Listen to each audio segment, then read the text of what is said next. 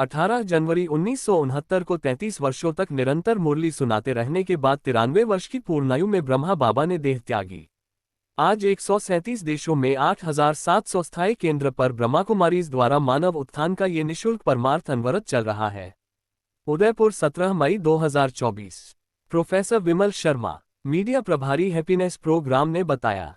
ब्रह्मा कुमारीज पूनम बहन ने सर्वप्रथम लेखराज दादा के 12 सांसारिक गुरुओं के पश्चात स्वयं परमात्मा शिव के उनके तन में अवतरित होकर 33 वर्ष तक प्रत्येक दिन दिव्य ज्ञान मुरली सुनाने की जीवन यात्रा का विस्तार से वर्णन किया।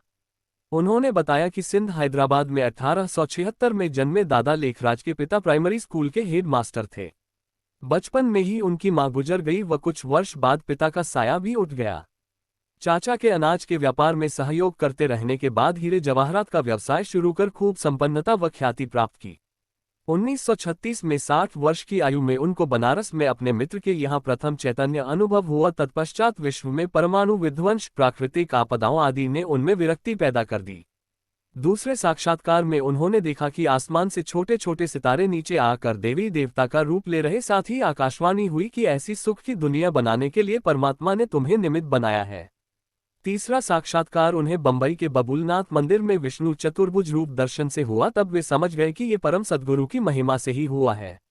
एक दिन घर में गुरु का सत्संग चल रहा था, परंतु दादा बीच में ही उठकर अपने कमरे में चले गए।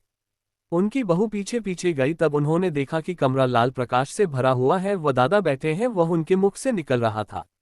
गजानन स्वरूपम शिवोहम शिवोहम, प्रकाश स्वरूपम शिवोहम शिवोहम, ज्ञान स्वरूपम शिवोहम शिवोहम। उन्होंने दादा से पूछा कि ये क्या था, तो उन्होंने कहा कि व्हाइट लाइट थी और आगे कुछ समझ नहीं आया। ये परमधाम से परमज्योति परमात्मा शिव का दिव्य अवतरण दादा के तन में था। उसके बाद रोज शिव बाबा ने उनके तन का आधार लेकर ज्ञान सुनना प्रारंभ किया। ये जीवन में परिवर्तन करने वाला अद्भुत ज्ञान था जो आत्माओं को तृप्त करने लगा।